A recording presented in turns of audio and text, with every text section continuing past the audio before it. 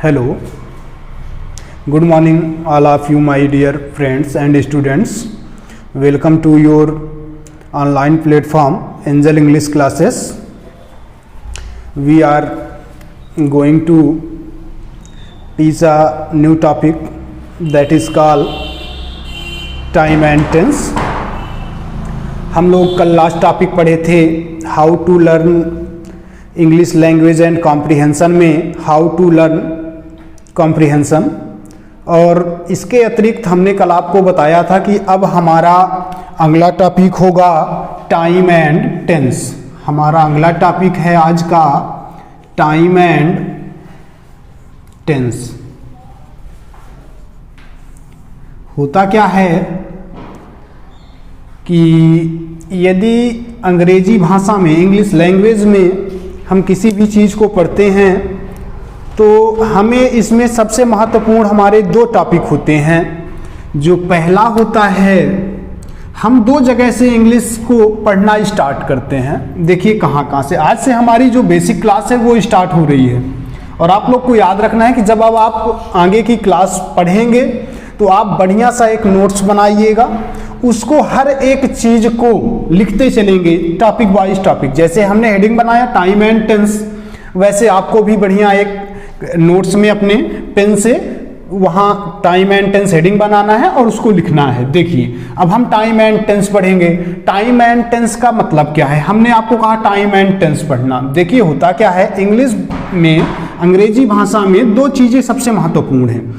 पहला होता है टाइम एंड टेंस, दूसरा टॉपिक इसी में होता है पार्ट्स ऑफ स्पीच।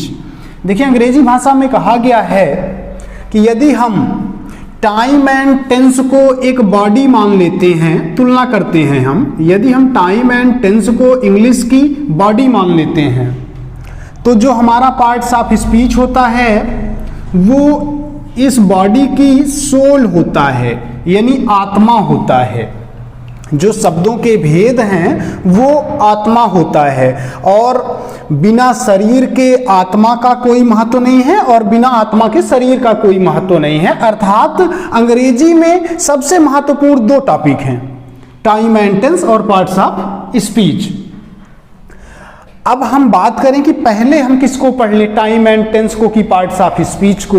तो यहां पर देखिए महत्वपूर्ण दोनों हैं। बिना पार्ट्स ऑफ स्पीच के टाइम एंड टेंस भी अधूरा है और बिना टाइम एंड टेंस के पार्ट्स ऑफ स्पीच भी अधूरी है। एक्चुअल पर देखिए अन्य सब्जेक्ट में और इंग्लिश में क्या फर्क है।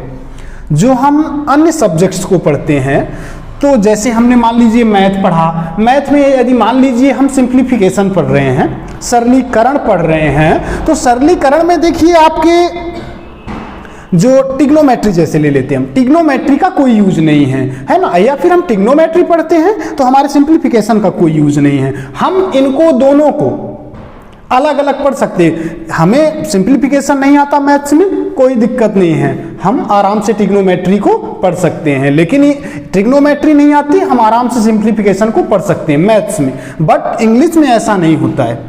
इंग्लिश पे हमें पार्ट्स ऑफ स्पीच और टाइम एंड टेंस दोनों का अच्छा सा नॉलेज होना चाहिए। टाइम एंड टेंस और पार्ट्स ऑफ स्पीच बताया हमने, टाइम एंड टेंस एक बॉडी होता है और जो पार्ट्स ऑफ स्पीच होता है वो आत्मा होती है, सोल होता है।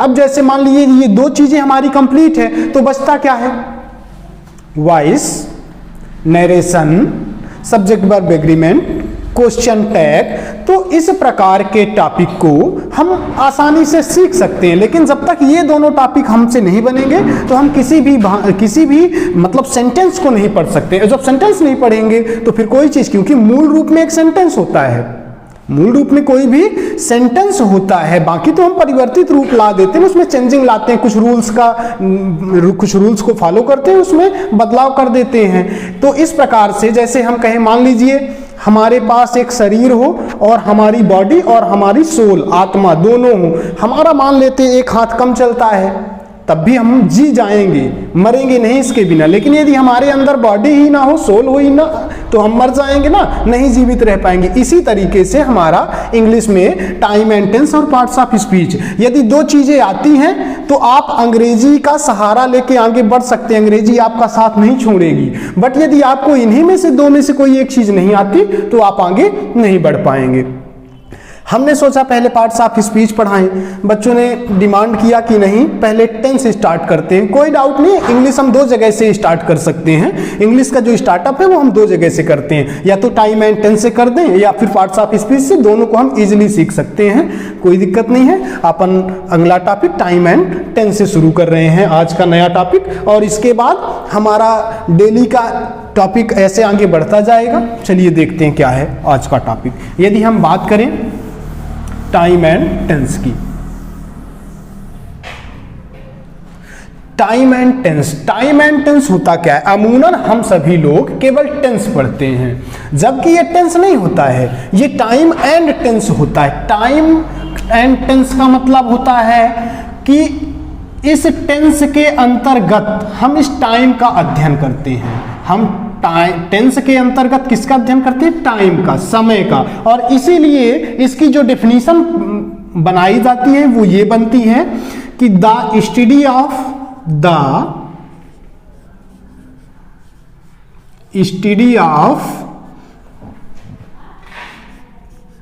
Time is called tense. यानी ये जो द स्टडी, अध्ययन करना, किसका अध्ययन करना? ऑफ टाइम, समय का अध्ययन करना ही टेंस कहलाता है, काल कहलाता है। यानी इस समय का अध्ययन करना ही क्या कहलाता है? काल कहलाता है। चलिए आप लोग इसको अपने टॉपिक पे लिखेंगे कि the study of time is called tense. समय का अध्ययन ही काल कहलाता है, समय का अध्ययन ही काल कहलाता है। अच्छा, समय का अध्ययन ही काल कहलाता है। जब हम टेंस पढ़ते हैं तो सबसे पहले हम उसमें कोई ना कोई वाक्य पढ़ते हैं, अर्थात सेंटेंस पढ़ते हैं। अब आप समझिएगा सेंटेंस का बेसिक सीक्वेंस क्या होता है, पहले ये समझ लीजिए। अनुक्रम, हमें किसी वाक्य को किस क्रम में लिखना चाहिए? तो किसी भी वाक्य में हम सबसे पहले सब्जेक्ट यानी कर्ता, फिर वर्ब यानी क्रिया, और फिर ऑब्जेक्ट यानी कर्म को, ऑब्जेक्ट कर्म को पढ़ते हैं। तो इस क्रम में हमें लिखना है, सब्जेक्ट वर्ब ऑब्जेक्ट के क्रम में लिखना है। अब सेंटेंस पढ़ेंगे, अर्थात कोई वाक्य होगा, जो वाक्य होगा उसमें वर्ब आएगी, क्रिया आएगी, और जब क्रिया आएगी तो वो कोई ना कोई अपना एक्शन करेगी, यानी क्रिया का कार्य होगा। और जब कार्य होगा उसका एक टाइम होगा, समय होगा, और ये जो समय होगा इसका एक मूड होता है, टाइम का मूड भी होता है, और इसी मूड को पढ़ना ही टेंस कहते हैं, इसी मूड को ही हम टेंस कहते हैं। अर्थात देखिए, हम वाक्य पढ़ेंगे, वाक्य में कोई कार्य होगा, जो कार्य होगा वो अपने आप में एक्शन होगा, जो एक्शन होगा उसका एक टाइम होगा, और जिसका टाइम होगा उसका मूड भी होगा, और मूड होगा उसी को हम टेंस कहते हैं। टाइम का मतलब जैसे हम पढ़ते हैं ना कि टेंस तीन प्रकार के होते हैं, एक्चुअल पर टेंस नहीं तीन प्रकार का होता है, टाइम तीन प्रकार का होता है। क्या होता है तीन प्रकार का? टाइम। कौन कौन से तीन प्रकार होते हैं ये देखते हैं। तो टाइम यानी एक प्रेजेंट होता है, वर्तमान होता है, एक पास्ट होता है जिसे हम भूतकाल के नाम से जानते हैं, और एक फ्यूचर होता है, फ्यूचर जिसे हम भविष्य काल के नाम से जानते हैं। और इसी टाइम का जो मूड होता है ये चार प्रकार के होते हैं। देखिए कौन कौन से होते हैं। इसी को हम सिंपल या इंडेफिनिट कहते हैं, सिंपल या इंडेफिनिट कहते हैं। फिर दूसरा जो है इसे हम कॉन्टिन्यूअस कहते हैं। तीसरा होता है इसे हम परफेक्ट कहते हैं, और जो चौथा होता है इसे हम परफेक्ट कॉन्टिन्यूअस कंटिन्यूअस कहते हैं। तो ये जो टाइम है ये 3 प्रकार के, और टाइम का जो मूड है ये 4 प्रकार का, इन्हीं को हम टेंस में पढ़ते हैं। लेकिन यहां सबसे महत्वपूर्ण चीज ये है कि सबसे पहले भाई कोई कार्य होगा, जो कार्य होगा वर्ब होगी तो एक्शन होगा, जब एक्शन होगा तो उसका कोई एक समय होगा, समय का मूड होगा, उसी को हम टेंस कहते हैं। अर्थात हमारा कहने का मतलब ये है कि सबसे पहले टेंस पढ़ने से पहले हमें वर्ब का नॉलेज होना चाहिए। यदि हमारे पास वर्ब का नॉलेज नहीं है तो हम टेंस को सही तरीके से नहीं पढ़ सकते। अच्छा, पढ़ क्यों नहीं सकते, हम इस पर चर्चा करते हैं। इसलिए नहीं पढ़ा जा सकता इसको क्योंकि जब तक कोई कार्य नहीं होगा। अच्छा, वर्ब से दो चीजों का भाव प्रकट होता है। जैसे पहला हो जाता है, जैसे मान लीजिए आप टेंस पढ़ेंगे, उसमें is, am, are, was, were, has, have, had, do, does, did तो आएगा। अब जब do, does, did, is, am, are के बिना तो आप कोई सेंटेंस बनाएंगे नहीं टेंस में, अर्थात वो वर्ब है। और जब तक हमें वर्ब का नॉलेज नहीं होगा तो टेंस हम नहीं पढ़ सकते। लोग पढ़ाते हैं, बिना वर्ब के भी टेंस आप पढ़ते हैं, इसीलिए तो हम जितना इफर्ट करते हैं, जितना प्रयास करते हैं, और उसका जो गेन होता है, उसका जो अचीवमेंट होता है, जो उसकी उपलब्धि होती, वो हमें उतना प्राप्त नहीं होती। इसलिए सबसे महत्वपूर्ण है किसी भी चीज को हम पढ़ें तो अपने एक क्रम से पढ़ें, अर्थात टाइम एंड टेंस हेडिंग बने और उसमें सबसे महत्वपूर्ण टॉपिक होता है हमारा वर्ब। तो हम सबसे पहले वर्ब को पढ़ेंगे। तो हमारा हेडिंग बनेगा, देखिए क्या है अब, वर्ब। हम लोग अगला हेडिंग बनाते हैं अपना वर्ब। वर्ब को हिंदी में क्या कहते हैं, क्रिया। क्रिया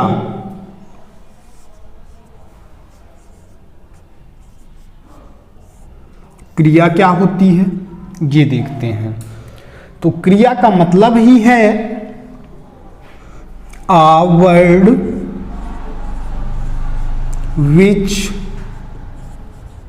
says something about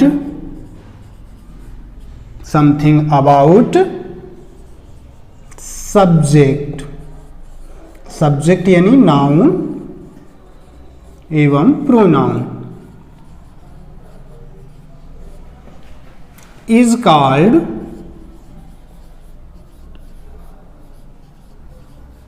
verb।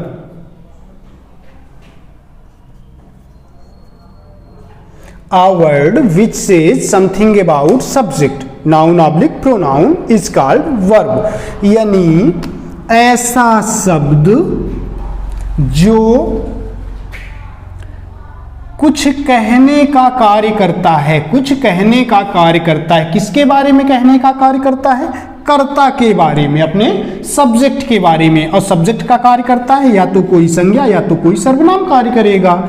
तो जो इसके बारे में संज्ञा व सर्वनाम यानी सब्जेक्ट के संज्ञा व सर्वनाम के बारे में कुछ कहने का कार्य करेगा, जो आपके सब्जेक्ट के बारे में कुछ कहेगा, जिस शब्द के द्वारा आपको ये लगेगा कि हमारे जो कर्ता है, हमारा जो सब्जेक्ट है, उसके बारे में कुछ कहा जा रहा है, उसे ही हम क्रिया कहते हैं, उसे ही हम वर्ब कहते हैं। तो इसमें लिखते हैं a word which says something about subject, noun or pronoun is called verb।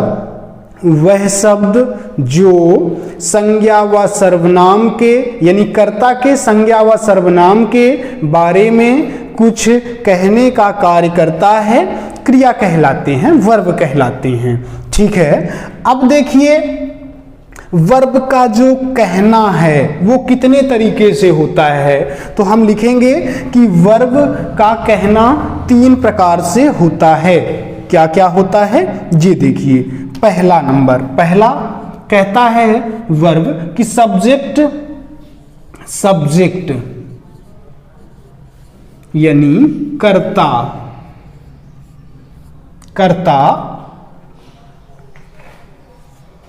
क्या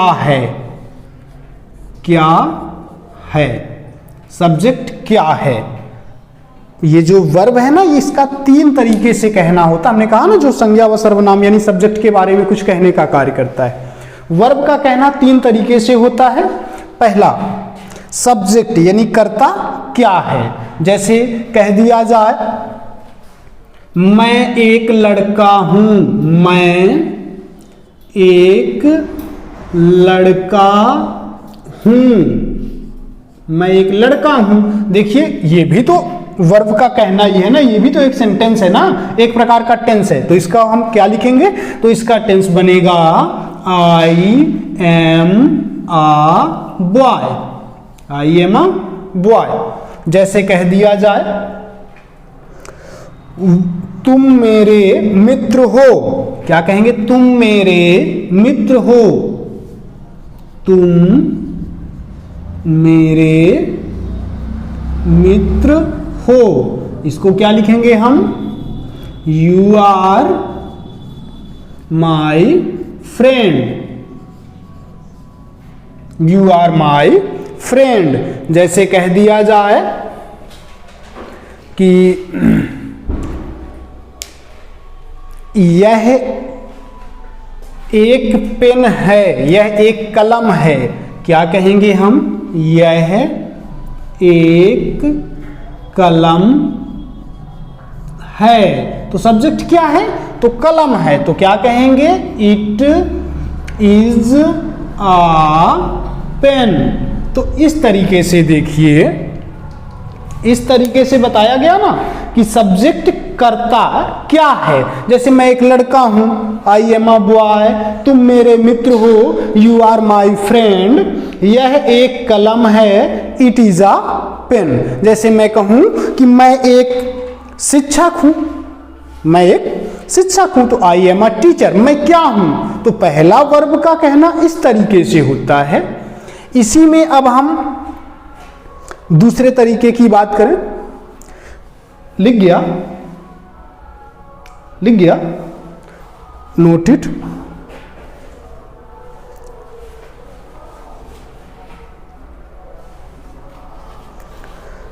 इसके बाद हम ये बताएंगे, तीन तरीके से कहना होता, पहला तरीका हुआ, हम दूसरा देखते हैं क्या है। एक एक टॉपिक को बढ़िया स्पष्ट पढ़ते चलिए, और यदि कोई डाउट होता है तो आप कमेंट करके हमसे पूछ सकते हैं, क्योंकि एक कहावत बनी है ना कि हमारे पास जो माइंड होता है, हमारा जो दिमाग होता है, ये दो तरीके का होता है। एक माइंड होता है जो कंस्ट्रक्टिव माइंड होता है, और एक होता है जो डिस्ट्रैक्टिव माइंड होता है। कंस्ट्रक्टिव का मतलब ये होता है कि पॉजिटिव टोन पर डिपेंड करता है, यानी सकारात्मक दिशा को दर्शाता है। और जो हमारा दूसरा होता है डिस्ट्रक्टिव माइंड, वो हमेशा निगेटिव टोन को दर्शाता है, यानी नकारात्मक दिशा को, है ना। तो हमें हमेशा कंस्ट्रक्टिव डायरेक्शन में जाना है। कहा जाता है ना कि constructive mind always cultivate positive result and destructive mind always cultivate negative result. यानी जो कंस्ट्रक्टिव माइंड होता है वो हमेशा सकारात्मक परिणाम की ओर जाता है, और जो नकारात्मक माइंड होता है यानी डिस्ट्रक्टिव माइंड होता है वो हमेशा नकारात्मक दिशा की ओर जाता है। तो हमें आपको कंस्ट्रक्टिव माइंड में चलना है, ठीक है। और अपने अंदर ना पढ़ने की, यानी जो रीडिंग स्किल, पढ़ने की कुशलता के प्रति एक्साइटमेंट बना के रखना है, उत्तेजना बना के रखना है, तभी सीख पाएंगे। चलिए हम दूसरा टाइप देखते हैं।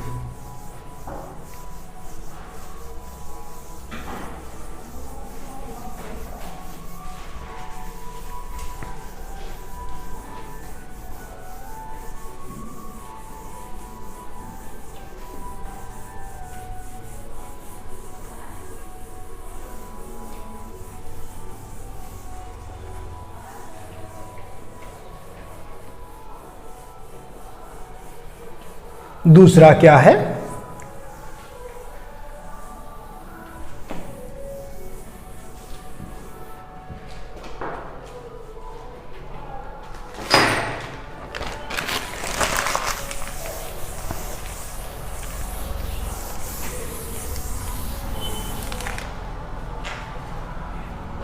पहला हो गया ना, क्रिया का कहना तीन प्रकार से होता। पहला, हम दूसरे की बात करें दूसरा नंबर है सब्जेक्ट यानी कर्ता। कर्ता क्या करता है, क्या करता है, हम इस पर बात करें। सब्जेक्ट कर्ता क्या करता है, यानी कोई कार्य करता होगा ना सब्जेक्ट, हम उसके प्रति बात करेंगे। जैसे एग्जाम्पल में कह दिया जाए ना, वह विद्यालय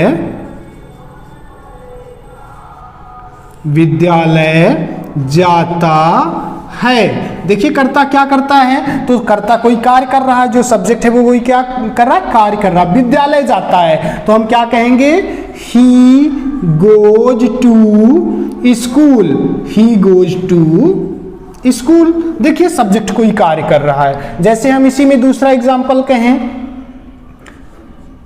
राम किताब पढ़ता है। इसमें क्या कर रहा है, राम किताब पढ़ने का कार्य कर रहा है ना, क्या करता है यानी क्या कार्य करता है, तो हम क्या कहेंगे, राम रीड्स आ बुक। अब आप ये सोचेंगे इससे पहले आ क्यों लगाया गया, तो एक बार में एक ही किताब तो पढ़ेगा इसलिए। और हमेशा ऑब्जेक्टिव कॉम्प्लीमेंट से पहले हमेशा आर्टिकल, इंडेफिनिट आर्टिकल एन का प्रयोग किया जाता है। जैसे इसी में एक और एग्जांपल की हम बात करें, जैसे कह दिया जाए, बच्चे क्रिकेट खेलते हैं, बच्चे क्रिकेट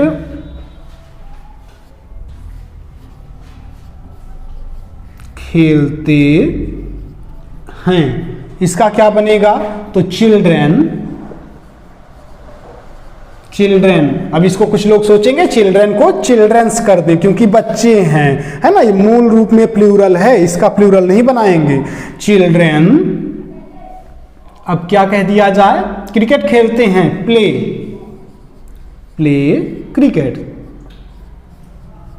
क्रिकेट। इस तरीके से इसका दूसरा कहना है, सब्जेक्ट क्या करता है। अब हम तीसरा इसकी बात करें, तीसरा तरीका क्या है कहने का, तीसरा तरीका है सब्जेक्ट पर क्या कार्य होता है।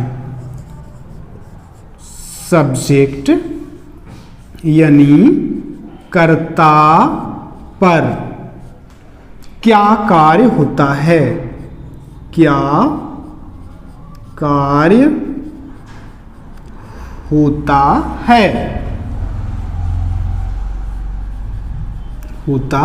है। जैसे कह दिया जाए,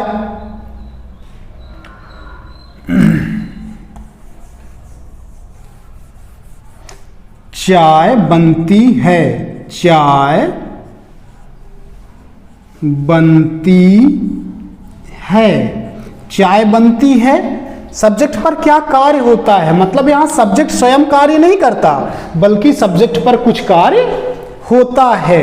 यहां सब्जेक्ट स्वयं कार्य नहीं करता बल्कि सब्जेक्ट पर कुछ कार्य होता है। जैसे सब्जेक्ट पर क्या कार्य होता है, जैसे कह दिया जाए ना, चाय बनती है। अब चाय बनाती थोड़ी ना है कि चाय बनाती है, चाय बनाती नहीं है, चाय पर कार्य होता है। और जब चाय पर कार्य होता है, चाय बनती नहीं बल्कि चाय पर कार्य होता है। अर्थात जो टी है वो बनाती नहीं है, इस पर कार्य होता है। अब कार्य कैसे होता है, इसका क्या बनेगा, तो इसका बनाया जाएगा,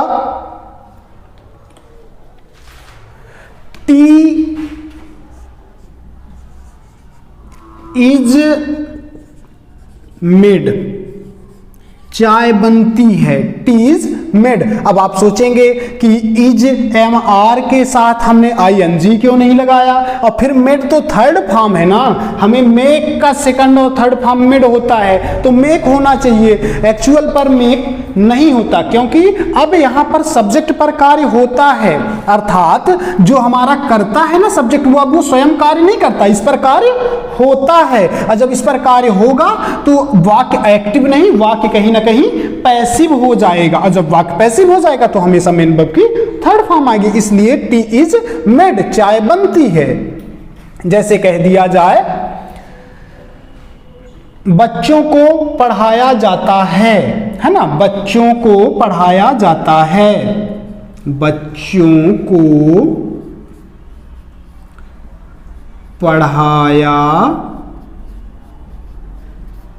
जाता है। अब देखिए, क्या बच्चे यहां पढ़ते नहीं स्वयं से, उनको पढ़ाया जाता है, यानी यहां सब्जेक्ट भले ही है लेकिन सब्जेक्ट स्वयं कार्य नहीं करता, उन पर कार्य हो रहा, उनको पढ़ाया जाता है, ना कि वो पढ़ रहे हैं, ठीक है ना, उनको पढ़ाया जाता है। सब्जेक्ट यहां जो बच्चे वो एक्टिव नहीं पैसिव है, क्या बनेगा, चिल्ड्रेन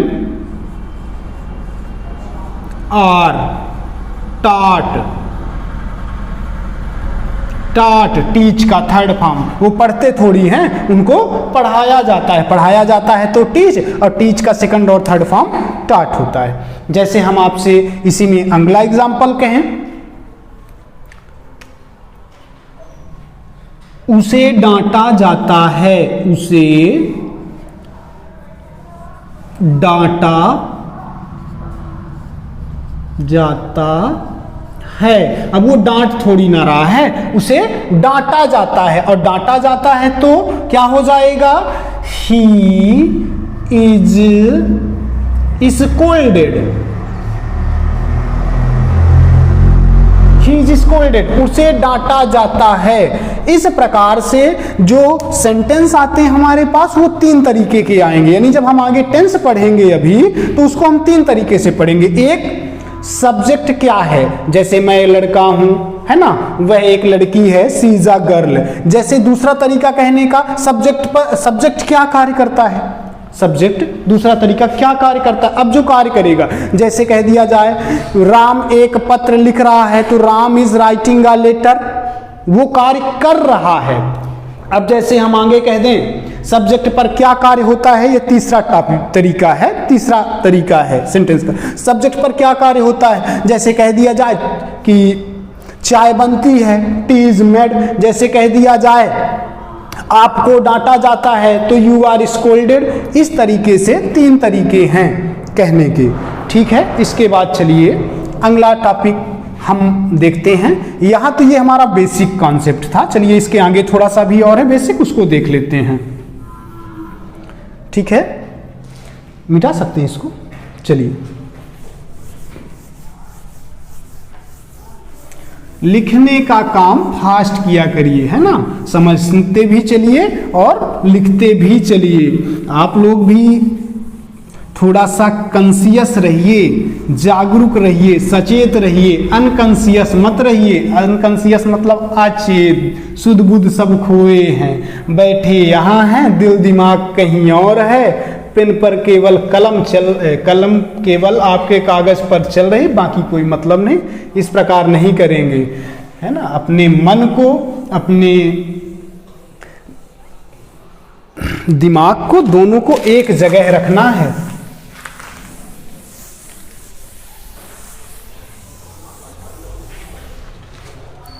चलिए, और इसमें एक छोटा सा नोट का पॉइंट लिखिए।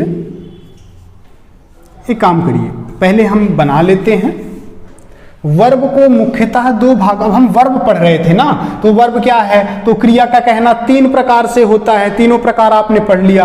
अब लिखिए वर्ब को मुख्यतः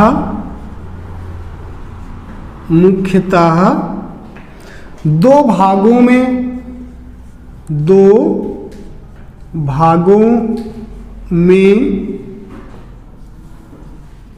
विभाजित किया गया है। देखिए वो भाग कौन कौन से, वर्ब को मुख्यतः दो भागों में विभाजित किया गया है, यानी verb are divided into two parts. Verbs are divided into two parts. देखिए कौन कौन से वो two parts, first and second.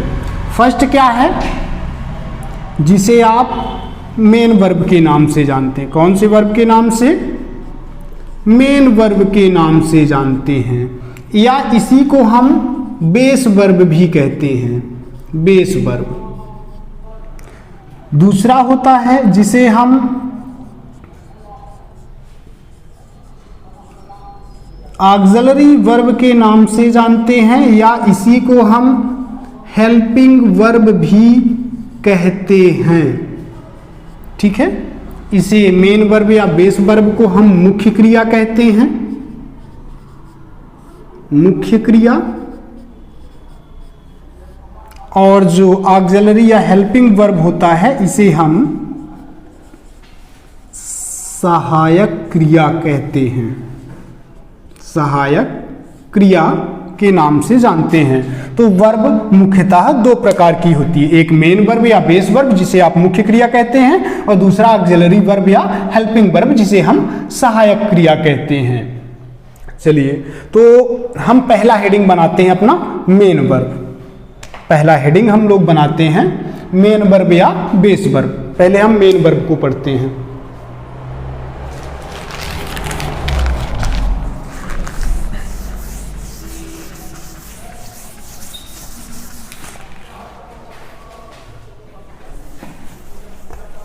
इसका कुछ जुगाड़ बनाइए, पूरा ब्लैक हो जाता है ना। अब आप सोच रहे होंगे क्या जुगाड़ बनाएं, तो जुगाड़ से ही पूरा भारत चलता है। तो ये तो एक इंस्टीट्यूट है ना, एक बोर्ड है, इसको भी जुगाड़ से चलाया जा सकता है, नहीं चलाया जा सकता है।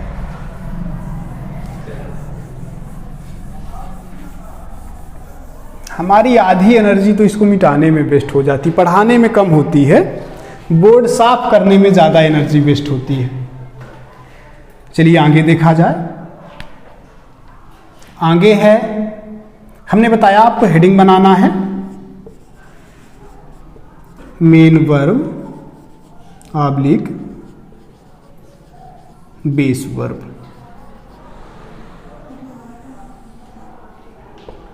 है ना, मुख्य क्रिया हम पढ़ेंगे अब इसमें। अब मुख्य क्रिया क्या है, तो बस वही कहना है। इसकी डेफिनेशन पहले लिख लीजिए। अ वर्ब यानी ऐसी क्रिया which shows the sense of action is called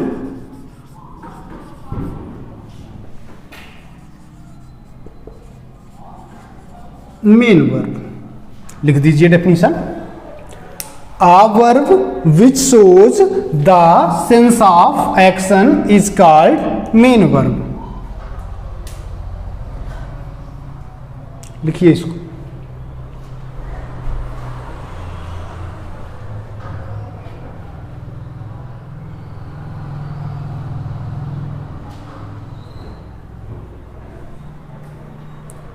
इसकी हिंदी लिखिए।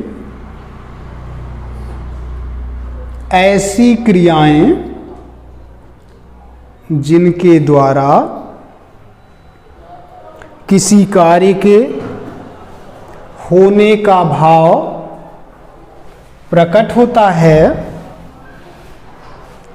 ऐसी क्रियाएं जिनके द्वारा किसी कार्य के होने का भाव प्रकट होता है मुख्य क्रियाएं कहलाती हैं। ऐसी क्रियाएं जिनके द्वारा किसी कार्य के होने का भाव प्रकट होता है मुख्य क्रियाएं कहलाती हैं। जैसे एग्जाम्पल, जैसे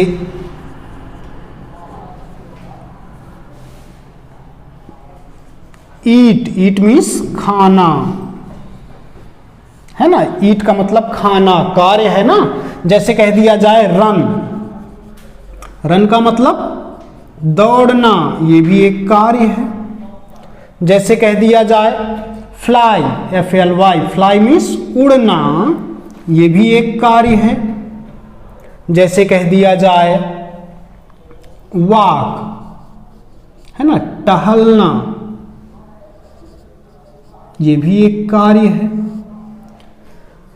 जैसे कह दिया जाए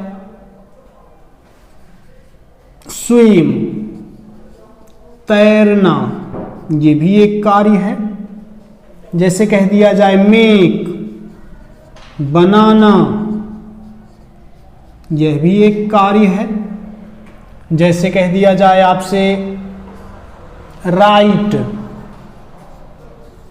लिखना, ये भी एक कार्य है। जैसे आपसे कह दिया जाए रीड, पढ़ना, ये भी एक कार्य है।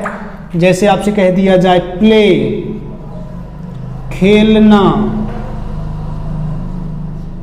ये भी एक कार्य है। मतलब जिनके द्वारा कार्य का भाव प्रकट होगा वो सभी क्रिया कहलाएंगी। और एक चीज ध्यान रखिएगा, नोट का पॉइंट करके लिखिए,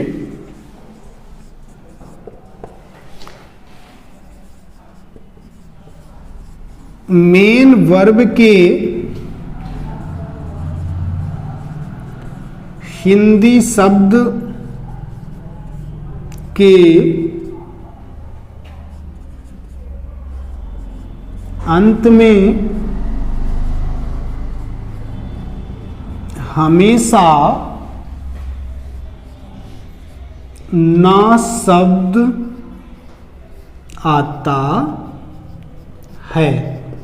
नोट का पॉइंट करके लिख दीजिए, मेन वर्ब के हिंदी शब्द के अंत में हमेशा ना शब्द आता है। आप देखिए ना, जितना भी हमने मेन वर्ब लिखा सब में देखिए अंतिम में ना ना ना ना, सभी में देखिए ना, सब में ना शब्द आया कि नहीं आया। तो मेन वर्ब के हिंदी की पहचान है कि समानता सभी मुख्य क्रियाओं में ना शब्द जरूर आता है, सभी मुख्य क्रियाओं में ना शब्द जरूर आता है। ध्यान रखिएगा। इसी के आगे हमारा कल नेक्स्ट टॉपिक है, इसी के आगे हम पढ़ाएंगे और आपको इसी YouTube के माध्यम से हम आगे पूरी ग्रामर कंप्लीट करेंगे। Thank you.